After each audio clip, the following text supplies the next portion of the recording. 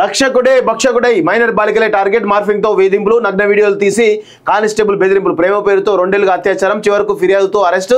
Pradeep phone మొత్తం అశ్లీల ఫోటోలు, వీడియోలు, బాలిక కుటుంబ సభ్యులకు సైతం బెదిరింపులు అంటూ చూస్తూ ఉన్నాం. సో ఇగో శాంతి భద్రతలు కాపాడాల్సినటువంటి పోలీసులు, ఆ స్త్రీల సంబంధించినటువంటి రక్షణ విషయంలో వాళ్ళని కాపాడాల్సిన పోలీసులు ఈరోజు వాళ్ళే రాక్షసులై భక్షకులై ఈరోజు స్త్రీల పైన ఈ విధంగా ఇంత వేదన, చాలా దారుణం. ఇలాంటి వాళ్ళను ఉరిదీయాలి. వాస్తవం చెప్పాలంటే ఉరిదీస్తే పోలీస్ డిపార్ట్మెంట్లో ఇంకెవడు కూడా ఇలాంటి పని చేయడు. ఎందుకంటే మీరు బాధ్యతాయుతమైనటువంటి పదవుల్లో ఉన్నారు, బాధ్యతాయుతమైన డిపార్ట్మెంట్లో ఉన్నప్పుడు మిమ్మల్ని చూసి ప్రజలు ఆపదలు ఉన్నప్పుడు మిమ్మల్ని దేవులుగా కొలుస్తారు. అలాంటి దేవులే ఈరోజు ఈ విధమైనటువంటి అరాచకాలకు, ఇలాంటి నీచమైన పనులకు దిగజారుతూ ఉంటే మీలాంటి వాళ్ళను ఉరిదీస్తే కానీ ఈ సమాజం సెట్ కాదనేది తెలుస్తూ ఉంది. అంటే అట్లా ఒక 2-3 వేసేస్తే అన్న వీళ్ళ డిపార్ట్మెంట్ అనే కాదు మొత్తం దేశం అంతా ఒకవైపు ఒక్కసారి స్టేట్ వైపు చూసి ఓన్లేరా బై ఆడపిల్లల మీద ఇన్ని అఘాయిత్యాలు చేసినది ఏసి పడదొబ్బారు కాబట్టి ఆనందంగా ఉందాం, ఇట్లాంటి దేశం అంతా తీసుకురావాలని చూస్తారు. చూడండి, కనిపించే 3 సింహాలు చట్టానికి, న్యాయానికి, ధర్మానికి సంకేతాలైతే కనిపించని 3వ సింహమేరా పోలీస్ అనే డైలాగ్, సినిమా డైలాగ్ అందరికి గుర్తుండే ఉంటుంది. కేవలం ఈ చిన్న మాటకే ఎంతో మంది పోలీస్ వృత్తిని గౌరవించే వాళ్ళు ఉన్నారు.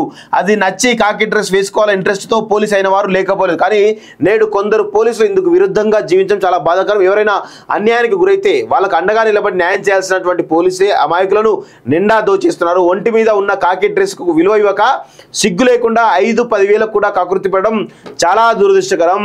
తెలంగాణలో వసూళ్లకు అడ్డాలుగా టానాలు 5 నుంచి 10 వేలు వదలకపోవడం మాయని మచ్చ. ఎస్ఐ, సిఐ, ఆపై ఆఫీసర్ లంచాలపై నజర్. ఈ మధ్యన తరచుగా ఏసీబీకి చిక్కుతున్న వైనం.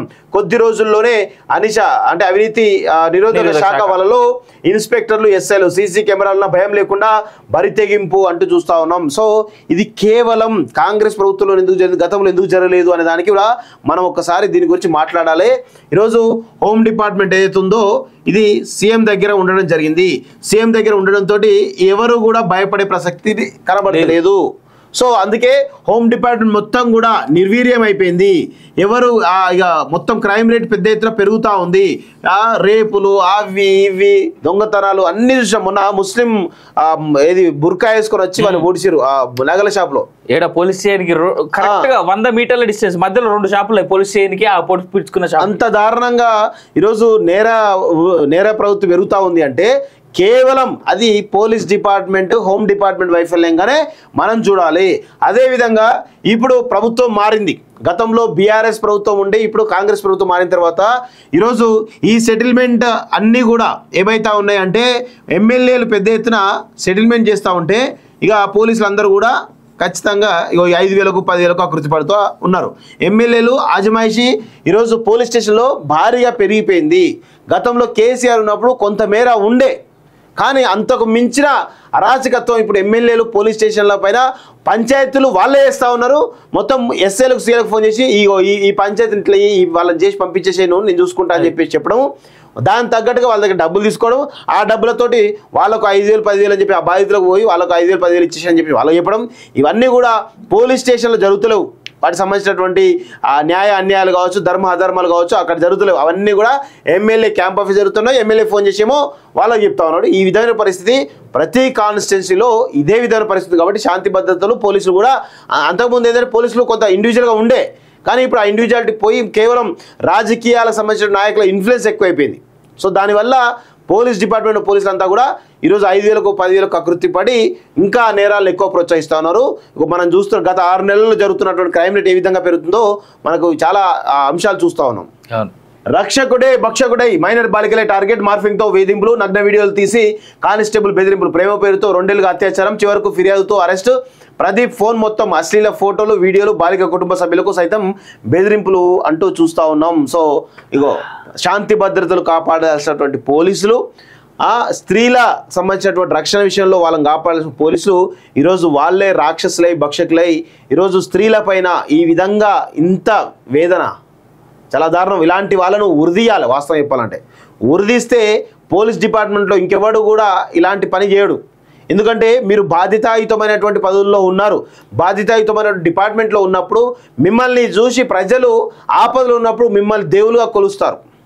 అలాంటి దేవులే ఈరోజు ఈ విధమైనటువంటి అరాచకాలకు ఇలాంటి నీచమైన పనులకు దిగజారుతూ ఉంటే మీలాంటి వాళ్ళను ఉరిదిస్తే గానీ ఈ సమాజం సెట్ కాదనేది తెలుస్తా ఉంది. అంటే అట్లా ఒక ఇద్దరు ముగ్గురు వేసేస్తే అన్న వీళ్ళ డిపార్ట్మెంట్ అనే కాదు మొత్తం దేశం అంతా ఒకవైపు ఒక్కసారి స్టేట్ వైపు చూసి ఓన్లేరా బై ఆడపిల్లల మీద ఇన్ని అఘాయిత్యాలు చేసినది ఏసి పడదు మీరు కాబట్టి ఆనందంగా ఉందాం ఇట్లాంటి దేశం అంతా తీసుకురావాలని చూస్తారు. చూడండి, కనిపించే 3 సింహాలు చట్టానికి న్యాయానికి ధర్మానికి సంకేతాలైతే కనిపించని 3వ సింహమేరా పోలీస్ అనే డైలాగ్, సినిమా డైలాగ్ అందరికి గుర్తుండే ఉంటుంది. కేవలం ఈ చిన్న మాటకే ఎంతో మంది పోలీస్ వృత్తిని గౌరవించే వాళ్ళు ఉన్నారు.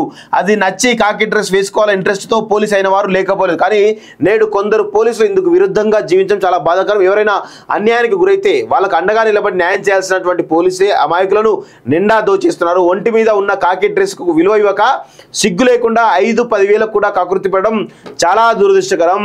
తెలంగాణలో వసూళ్లకు అడ్డాలుగా టానాలు 5 నుంచి 10,000 వదలకపోవడం మాయని మచ్చ. ఎస్ఐ సిఐ ఆపై ఆఫీసర్ లంచాలపై నజర్. ఈ మధ్యన తరచుగా ఏసీబీకి చిక్కుతున్న వైనం. కొద్ది రోజుల్లోనే అవినీతి నిరోధక శాఖ వాళ్ళలో ఇన్స్పెక్టర్లు ఎస్ఐలు సీసీ కెమెరాలను భయం లేకుండా బరితెగింపు అంటూ చూస్తా ఉన్నాం. సో ఇది కేవలం కాంగ్రెస్ ప్రభుత్వంలో ఎందుకు జరిగింది, గతంలో ఎందుకు జరగలేదు అనే దానికి కూడా మనం ఒక్కసారి దీని గురించి మాట్లాడాలి. ఈరోజు హోమ్ డిపార్ట్మెంట్ ఏదైతే ఉందో ఇది సీఎం దగ్గర ఉండడం జరిగింది. సీఎం దగ్గర ఉండడంతో ఎవరు కూడా భయపడే ప్రసక్తి కనబడలేదు. సో అందుకే హోమ్ డిపార్ట్మెంట్ మొత్తం కూడా నిర్వీర్యం అయిపోయింది.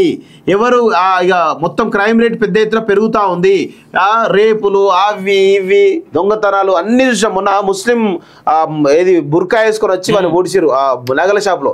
పోలీస్ స్టేషన్కి కరెక్ట్ గా 100 మీటర్ల డిస్టెన్స్ మధ్యలో 2 షాపులు పోలీస్ స్టేషన్కి ఆ పొడి పిలుచుకున్న షాప్. అంత దారుణంగా ఈరోజు నేర ప్రవృత్తి పెరుగుతూ ఉంది అంటే కేవలం అది పోలీస్ డిపార్ట్మెంట్ హోమ్ డిపార్ట్మెంట్ వైఫల్యంగానే మనం చూడాలి. అదేవిధంగా ఇప్పుడు ప్రభుత్వం మారింది. గతంలో బీఆర్ఎస్ ప్రభుత్వం ఉండే ఇప్పుడు కాంగ్రెస్ ప్రభుత్వం మారిన తర్వాత ఈరోజు ఈ సెటిల్మెంట్ అన్నీ కూడా ఏమైతా ఉన్నాయంటే ఎమ్మెల్యేలు పెద్ద ఎత్తున సెటిల్మెంట్ చేస్తూ ఉంటే ఇక పోలీసులు అందరూ కూడా ఖచ్చితంగా 5,000కు 10,000కు ఆకృతి పడుతూ ఉన్నారు. ఎమ్మెల్యేలు ఆజమాయిషి ఈరోజు పోలీస్ స్టేషన్లో భారీగా పెరిగిపోయింది. గతంలో కేసీఆర్ ఉన్నప్పుడు కొంతమేర ఉండే, కానీ అంతకు మించిన అరాచకత్వం ఇప్పుడు ఎమ్మెల్యేలు పోలీస్ స్టేషన్ల పైన పంచాయతీలు వాళ్ళే వేస్తూ ఉన్నారు. మొత్తం ఎస్ఐలకు సీఎలకు ఫోన్ చేసి ఈ పంచాయతీ ఇంట్లో వాళ్ళని చేసి పంపించేసేను నేను చూసుకుంటా అని చెప్పడం, దానికి తగ్గట్టుగా వాళ్ళ దగ్గర డబ్బులు తీసుకోవడం, ఆ డబ్బులతోటి వాళ్ళకు 5,000 10,000 అని చెప్పి ఆ బాధితులకు పోయి వాళ్ళకు 5,000 10,000 ఇచ్చేసి అని చెప్పి వాళ్ళకి చెప్పడం, ఇవన్నీ కూడా పోలీస్ స్టేషన్లో జరుగుతలేవు. వాటికి సంబంధించినటువంటి న్యాయ అన్యాయాలు కావచ్చు, ధర్మ అధర్మాలు కావచ్చు అక్కడ జరుగుతలేవు. అవన్నీ కూడా ఎమ్మెల్యే క్యాంప్ ఆఫీస్ జరుగుతున్నాయి. ఎమ్మెల్యే ఫోన్ చేసేమో వాళ్ళకి చెప్తా ఉన్నాడు. ఈ విధమైన పరిస్థితి ప్రతి కాన్స్టిట్యున్సీలో ఇదే విధమైన పరిస్థితి. కాబట్టి శాంతి భద్రతలు పోలీసులు కూడా అంతకుముందు ఏంటంటే పోలీసులు కొంత ఇండివిజువల్గా ఉండే, కానీ ఇప్పుడు ఆ ఇండివిజువాలిటీ పోయి కేవలం రాజకీయాలకు సంబంధించిన నాయకుల ఇన్ఫ్లుయెన్స్ ఎక్కువైపోయింది.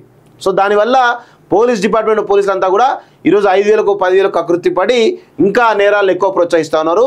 మనం చూస్తున్న గత 6 నెలల్లో జరుగుతున్నటువంటి క్రైమ్ రేట్ ఏ విధంగా పెరుగుతుందో మనకు చాలా అంశాలు చూస్తూ ఉన్నాం.